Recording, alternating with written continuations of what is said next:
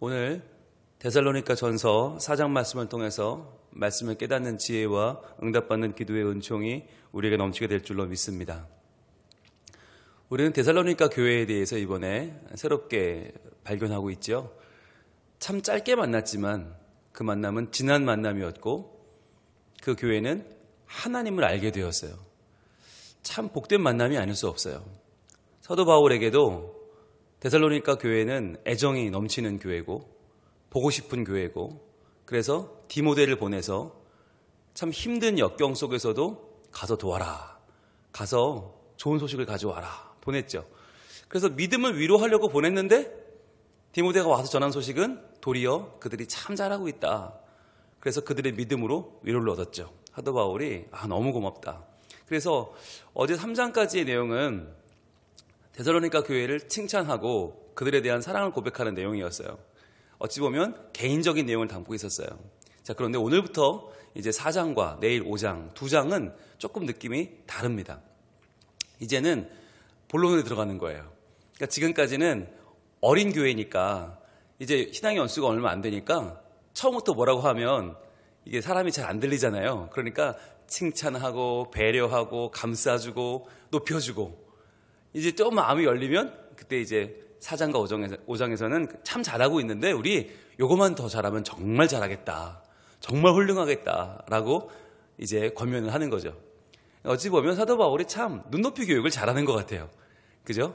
여러분 아이들한테 처음에는 사탕 주면서 이렇게 얼러줘야 아이들이 기분 좋아하고 그 다음에 요거만 잘하면 더 잘할 수 있는데 우리 잘해볼까? 그러면 네! 그러고 하잖아요. 근데 처음부터 너 말이야 이게 안 돼 그러면은 와 하고 울어버리죠. 그때부터 대화가 안 돼요. 그러니까 참 데살로니가 교회가 어린 교회니까 이렇게 말을 좀 풀어서 쭉 하다가 이제 오늘부터는 본론으로 들어가는데 우리도 마찬가지인 것 같아요. 하나님께서 우리에게 처음부터 이렇게 해라 저렇게 해라 하지 않으시거든요. 처음에는 다 받아주세요. 예, 우리는 워낙 죄인이고 연약한데 하나님 앞에 나온 것만 해도 지금 저희는 막 지금 가슴이 떨리고 아이고 이러다 벼락 맞아 죽는 거 아니야? 이러다 천벌 받으면 어떡하지? 그러니까 하나님 앞에 우리는 두려움이 가득 차 있는데 거기에 처음부터 너희 말이야 이렇게 하지 않으시거든요. 그런데 중요한 건 은혜를 받았으면 그 다음엔 어떻게 해야 되냐면 하나님의 마음을 우리가 알 필요가 있어요. 우리가 어떻게 살아야 할까? 우리가 어떻게 사는 것이 하나님을 기쁘시게 하는 걸까를 생각할 필요가 있어요. 그게 조금 더 깊은 단계죠. 그래서 처음에는 하나님의 무한한 사랑, 무한히 품어주시는 그 품 너무 좋죠. 그런데 거기서만 만족하면 어린아이 되는 거예요. 거기서 조금 더 나아가서 그렇다면 나의 사명은 무엇일까? 내가 감당해야 되는 것은 무엇일까? 내가 정말 더욱 하나님을 기쁘시게 하기 위해서 더 내가 할 수 있는 일들은 무엇일까? 내 삶의 본래의 가치를 발견하는 거. 그게 신앙의 참 큰 기쁨 아닙니까? 오늘 데살로니가 교회에 사도 바울은 그 권면을 하고 있어요. 보겠습니다. 1절입니다. 그러므로 형제들아, 자 우리가 끝으로 주 예수 안에서 너희에게 구하고 권면하노니 그렇게 말해요. 끝으로. 자 여러분 끝으로 그러면은 무슨 생각이 나세요? 안 끝나겠구나 생각 드시죠? 사람은 누구나 자 이제 마지막으로 끝으로 그러면 안 끝나요. 계속 이어져요. 이게 끝이라는 얘기가 아니라 분위기를 바꾸는 거죠. 지금까지는 내가 칭찬하고 격려하고 사랑하는 고백을 했는데 그런데 이제부터는 조금 다른 이야기를 해야겠다. 이게 끝으로예요. 그래서 여러분 대화할 때도 누가 마지막으로 그러면 끝나나 보다 하시면 안 되고 이거 중요한 이야기구나 라고 들으시면 돼요. 한마디만 더 하겠습니다. 여러분 한마디만 제가 여러분 덧붙일게요 라고 하면 그건 중요한 이야기구나 라고 들으시면 돼요. 자 뭐라고 하냐면 너희가 마땅히 어떻게 행하며 하나님을 기쁘시게 할 수 있는지를 우리에게 배웠으니 그랬어요. 자 여러분 우리가 신앙생활 하면서 뭘 배워야 되는가? 교회라는 말이 교는 가르친다는 말이에요. 회는 모임이고 결국 우리는 가르침을 받기 위해 모였어요. 그렇다면 무엇을 배워야 될까? 바로 노란색을 들고 표시해 볼게요. 마땅히 어떻게 행하며 이게 중요해요. 마땅히 행할 바를 배워야 돼요. 말씀을 통해서 내가 어떻게 살아야 하는지를 배워야 돼요. 그런데 우리가 여기서 끝나면 율법이 되죠. 여기서 끝나면 안 되고 그걸 통해서 뭘 해요? 목적이 뭐예요? 하나님을 기쁘시게 할 수 있는지 여기까지 가야 돼요.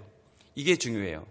즉 여러분 사람들이 마땅히 어떻게 행하며까지만 하는 분들은 율법주의로 가고요.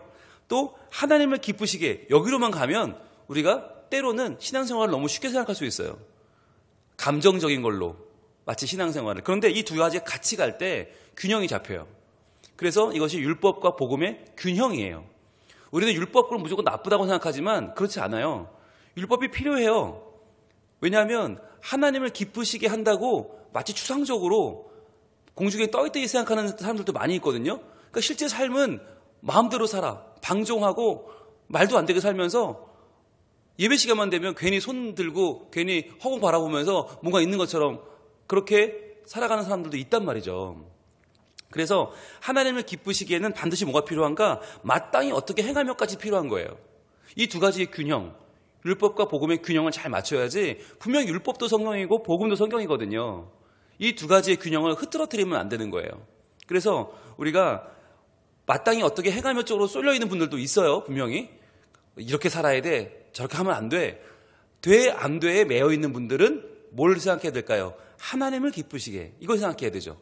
동기가 어디 있느냐, 여기를 생각하셔야 되고, 반대로 하나님을 기쁘시기에 너무 치우쳐 있는 분들은 어떻게 마땅히 행하며도 내가 충분히 생각하고 내 삶을 돌아봐야 되는 거예요.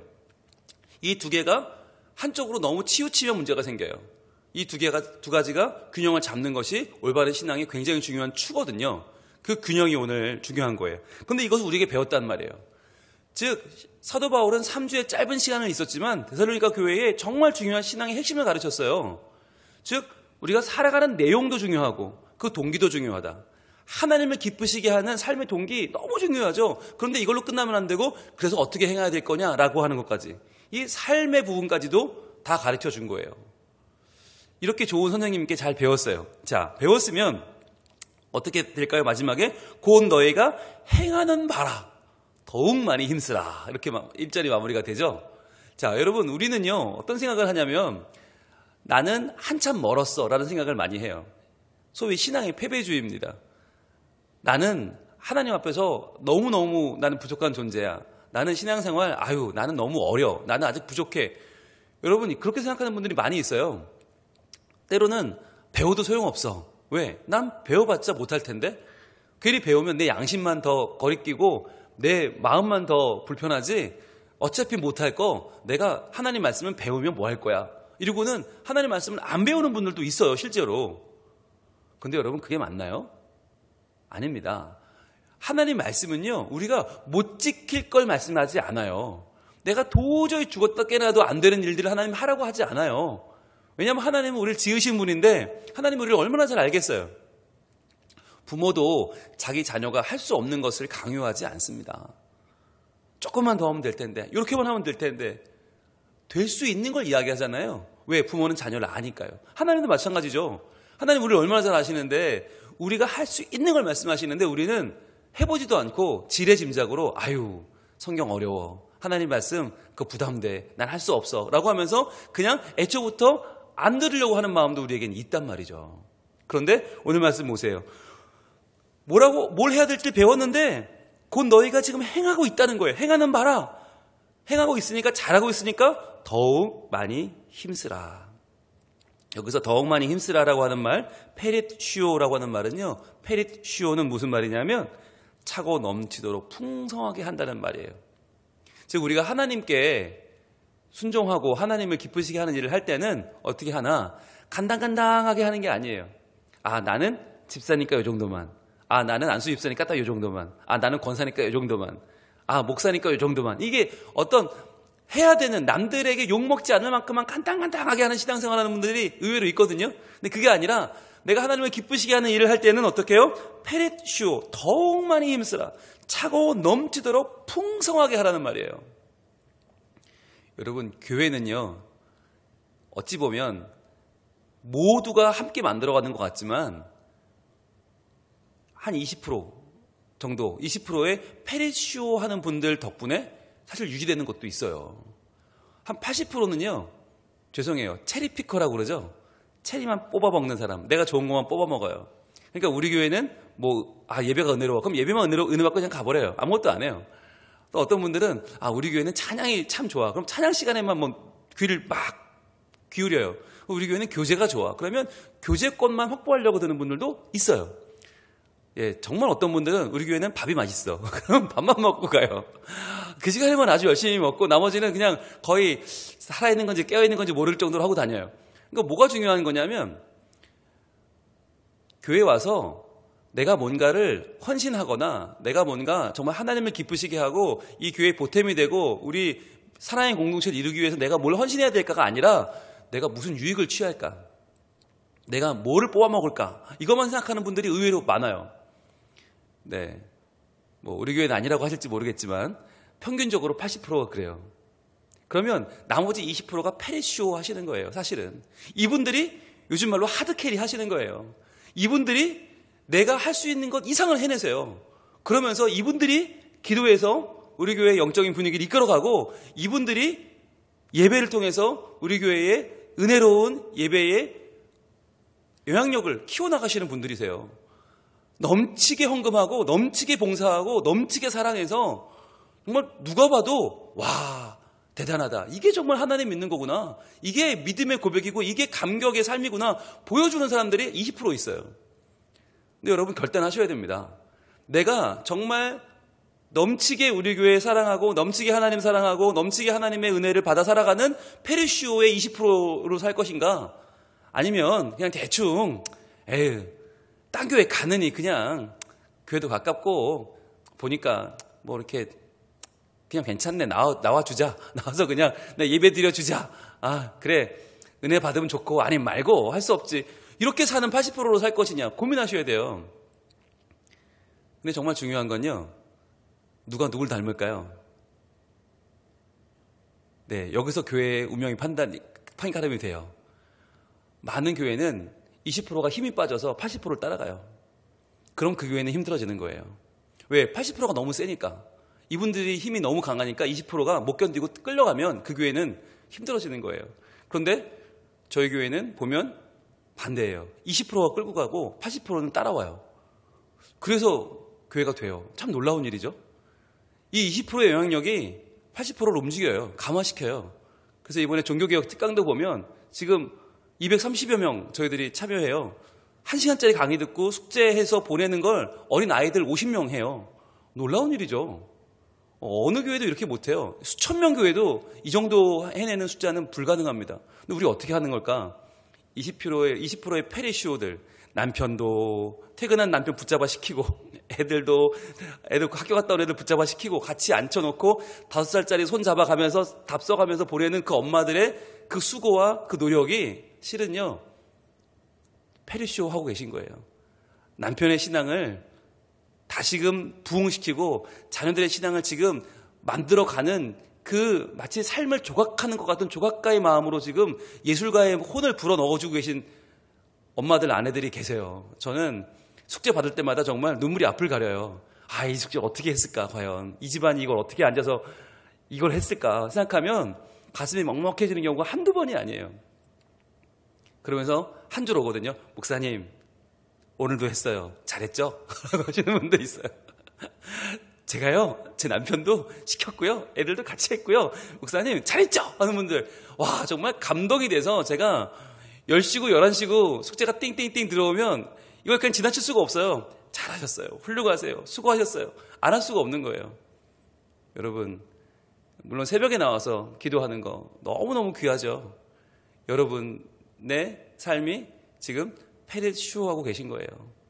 이게 남들은 안 하는데 왜 나만 하나가 아니에요. 남들은 다 잘 시간에 왜 내가 나와서 지금 말씀 듣고 기도하고 있나가 아니라 내가 넘치도록 주의 일에 협력하고 함께 할 수 있는 페리시오의 복을 받으신 거예요. 그래서 여러분 이것을 기뻐하시길 바랍니다. 하나님 말씀 어려워 못해 나 안 해가 아니라 할 수 있지. 그럼 해야지. 아 나를 위해 주신 말씀인데 아 이 말씀 내 건데 내가 받아먹고 내가 훌륭하게 감당해야지. 주님 제가 하겠습니다. 얼마나 귀한 마음인데요. 여러분 그런 마음을 품으셔서 말씀을 막 그냥 씹어 드시길 바래요. 꼭꼭 씹어 드시길 바래요. 데살로니가 전서 그래 이거 내 말씀이야. 아 그래 내가 이렇게 돼야지. 그래 바로 나야. 이런 마음으로 받으셔야지. 또 뭐라 그래. 또 뭐를 하라고 그러는 힘들어 죽겠어. 이게 아니라 이건 내 말씀이야. 이거 내 거야. 이런 마음을 여러분 가지시길 바라요. 자, 2절입니다. 우리가 주 예수로 말미암아 너희에게 무슨 명령으로 준 것을 너희가 아느니라 그랬어요. 여러분, 너희가 아느니라 노래대로 쫙 쳐보세요. 이게 데살로니가 전서의 핵심입니다. 너희가 알지 않느냐? 너희 친히 알고 있지 않느냐? 너희 친히 알아주는 교회 아니냐? 여러분, 이게 데살로니가 교회의 제일 큰 특징이라고 그랬죠? 알아주는 교회. 복음을 알아들을 줄 아는 교회. 복음을 전하는 사도들의 수고를 알아주는 교회. 이게 데살로니가 교회예요. 그래서 사도 바울은 어디를 가도 잊지를 못하는 거예요. 지금 몸은 고린도에 와 있는데 마음은 데살로니가에 가 있다니까요. 왜요? 나를 알아주는데, 복음을 알아주는데, 말씀을 알아보는데, 그게 얼마나 귀한 건데요. 그래서 여러분, 어떤 분들은 하나님께 사랑받고 싶다 이런 마음도 있으시잖아요. 하다못해 목사님께도 사랑받고 싶다. 여러분, 다른 거 없어요. 복음을 알아보는 눈이 필요하고요. 복음의 수고를 알아주는 마음이 있으면 돼요. 그러면 여러분, 교회 안에 누구 한 명 허투루 볼 사람 아무도 없어요. 진짜 아무도 없어요. 어떤 분은 식당부에서 나 때문에 밥하느라 그 땀뻘 흘리며 수고하시고, 또 어떤 분들은 주차부에서 이 추운 날씨에 이쪽으로 대십시오, 저쪽으로 대십시오, 아니 거기 아니고요 막 쫓아가는 그 주차하시는 분의 수고, 찬양대 열심히 나와서 목청이 터져라 연습하는 수고, 내 체온 재주고 내 QR코드 확인하고 내 명단 적으라고 안내해주는 수고. 여러분, 수고 하나하나 따지면 한 분 한 분 안 귀한 분이 없어요. 너무너무 귀해요. 너무너무 귀해요. 그걸 아느냐 모르느냐의 문제예요. 그걸 모르면 아무도 귀하지 않고요. 아무도 고맙지 않죠. 그러니까 교회 오면 어떻게 해요? 내가 은혜 받고 내가 좋은 것만 차지하려고 하니까 결국엔 교회 와서 하나도 안 바뀌는 거예요. 은혜 받는답시고 뭐 마음에 감동은 받을지 모르나 눈물은 찔끔 날지 모르나 그게 안 바뀌어요. 왜? 내가 남을 알아주지 않으니까. 복음을 알아보는 눈이 없으니까. 그래서 여러분, 데살로니가 교회처럼 복음을 복음으로 알아보는 눈, 복음을 전하는 자들의 수고를 알아주는 마음은 너무너무 중요해요. 이게 핵심이에요. 저는 데살로니가 전서 1장부터 5장까지 강의하면서 이 말씀만 전해도 저는 좋겠어요. 이게 안 되니까 우리가 복음이 뭔지도 모르고 세상의 성공과 세상이 말하는 탐욕과 성적인 방종과 복음을 구별할 줄 모르고 내 마음에 좋은 대로만 계속 가려는 우리의 마음, 그걸 채워주는 교회를 찾으려는 우리의 인간적인 마음들이 너무나 많아요. 그래서 교회를 쇼핑하고 교회를 순례하고 내 마음에 맞춰주는 교회를 찾아다니는 교인들이 너무 많아요. 너무 마음이 아파요. 그래서 이러한 때에 우리가 복음을 복음으로 알아보는 눈이 우리에게 생긴다? 그건 정말 큰 은혜거든요. 정말 너무너무 감사한 일이거든요. 그것만 가지고도 감사헌금 하셔야 돼요. 복음을 복음으로 깨닫는 이건 하나님 보시기에는 정말 최고의 작품이에요. 하나님 최고의 마스터피스는 복음을 복음으로 받아들이는 나예요. 그게 너무너무 귀한 거예요. 여러분, 이것을 오늘 이 아침에 하나님께 구할 수 있길 바라요. 하나님, 저요, 너희가 아느니라, 너희가 친히 아느니라. 근데 저는 모르거든요. 하나님, 솔직히 제가 복음을 잘 모르겠어요. 하나님, 복음을 깨달아 알 수 있는 믿음을 더하여 주세요. 그리고 복음을 위해 수고하는 분들을 알아주는 마음을 주세요. 그래서요, 그 마음으로 제가 수고하고 애쓰는 우리 성도들 한 명 한 명을 귀히 여기고 사랑할 줄 알고 그 사랑을 고백하고 우리가 힘을 모아서 하나님의 나라를 만들어 갈 수 있는 그러한 데살로니가 교회 교인 같은 오늘날의 성민 가족들이 다 될 수 있게 해주세요. 여러분, 그 마음이 있어야 우리 교회 나오는 어린아이 한 명도 귀해 보이는 거예요. 야, 어떻게 3살짜리가, 어떻게 4살짜리가, 어떻게 너 교회 왔니? 야, 어떻게 너 하나님이 널 지으신 지 어떻게 알았니? 야, 조그만 아이들도 주기도문하고 사도신경 고백하고 그 조그만 놈들이 손 모아 기도하는 게 신기하지 않으세요? 복음이 들어가지 않으면 그 아이 절대 그렇게 못해요. 그런데 그 아이들이 예수 믿는 게 얼마나 귀해요. 너무너무 이쁘지 않습니까? 저희들 주일날 일부 예배 드릴 때 사실 2층에서 애들이 조금 떠들기도 합니다. 또는 옹왕옹왕옹왕 못 알아듣는 소리를 막 합니다. 근데요, 저는 그 소리가 너무 듣기 좋아요. 네, 때로는 제 설교 소리보다 더 커질 때가 있어요. 그럼 어떻게 하죠? 제가 더 크게 합니다. 너보단 내가 크게 해야지. 그럴지라도 너무 좋은 거예요. 와서 앉아있는 게 너무 좋아요. 근데 다행인 건 우리 성도분들 중에서 누구도 찡그리는 분이 없더라고요. 그래서 이분들 참 괜찮은 분들이다. 참 멋있는 분들이다. 왜? 알아주는 거잖아요. 그 어린 심령 하나도 교회에 와 있는 게 너무 귀하다는 걸 알아주는 거예요. 우리가 너무 귀한 거예요. 그래서 우리가 이 마음 갖기를 원해요. 하나님, 알아주는 교인 되게 하시고, 알아주는 부모 되게 하시고, 알아주는 어른 되게 하시고, 알아주는 성도 되게 하시고, 알아주는 교역자 되게 하시고, 알아주는 구역장 되게 하시고, 알아주는 우리 서로가 되게 하셔서 하나님의 뜻, 그 귀한 뜻을 우리가 더 알고 행하고 믿고 붙잡고 나아가게 하여 주시옵소서.